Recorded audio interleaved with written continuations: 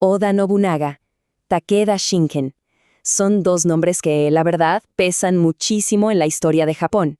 Estamos hablando de un disruptor contra un tradicionalista, un choque que, parecía inevitable y que iba a definir el futuro de toda una nación.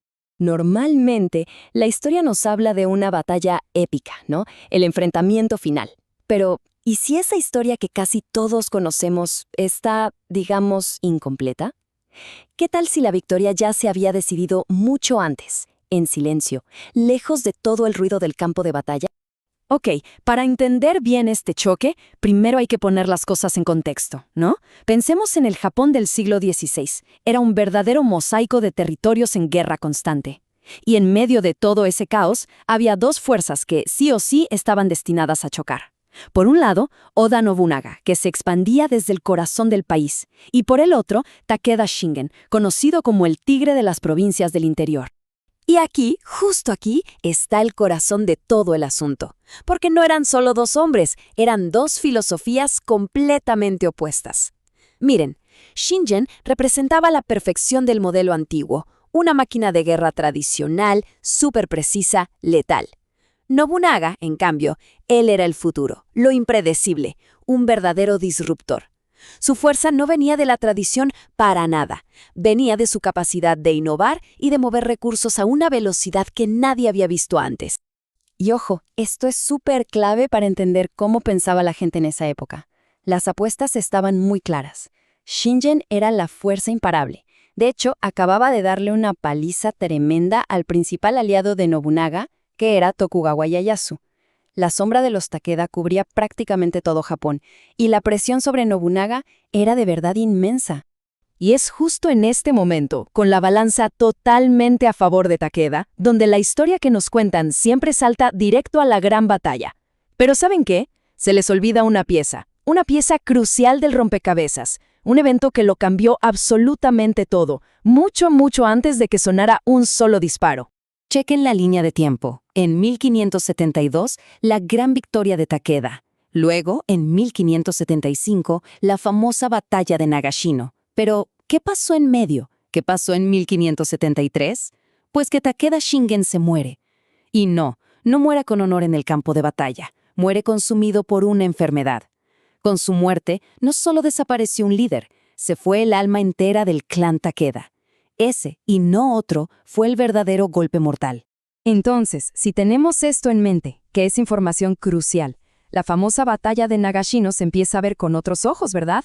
Es el momento de desarmar ese mito de los arcabuces contra la caballería y entender qué fue lo que de verdad pasó.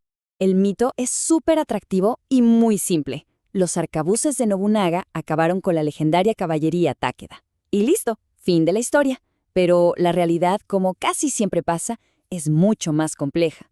Y la verdad, mucho más interesante. A ver, el punto crucial es este. Nagashino no fue una simple batalla de armas.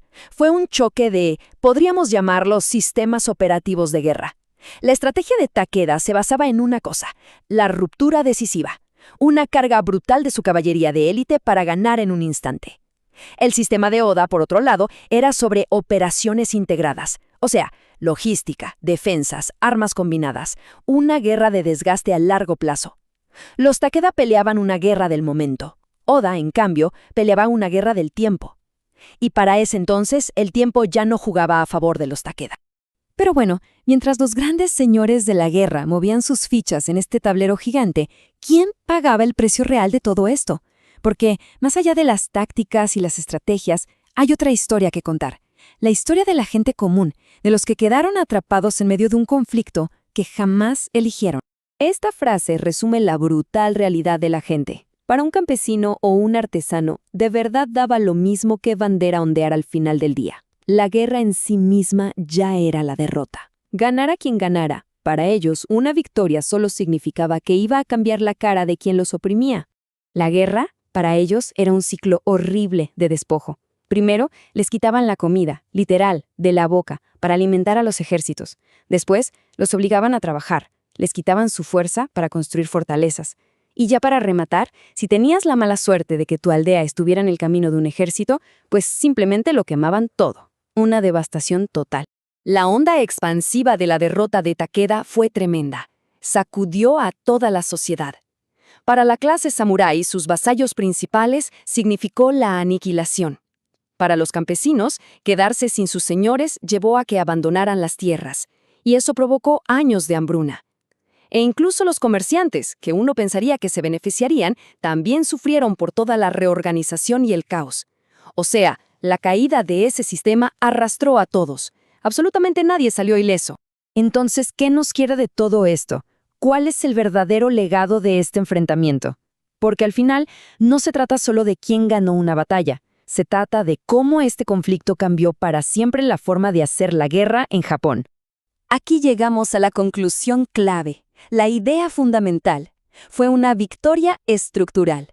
A ver, Nobunaga no ganó porque sus samuráis fueran más valientes o mejores. No, ganó porque todo su sistema, su logística, su economía, su forma de ver lo militar, estaba mucho mejor adaptado para el futuro.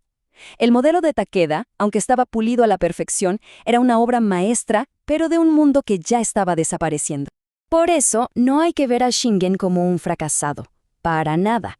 Pensemos en él como el mejor capitán de un galeón increíble, magnífico, justo en el momento en que se inventó el motor de vapor. Era el maestro supremo de un arte de la guerra que estaba a punto de volverse obsoleto. Fue, digamos, la perfección de un pasado que ya no podía competir con el futuro que venía.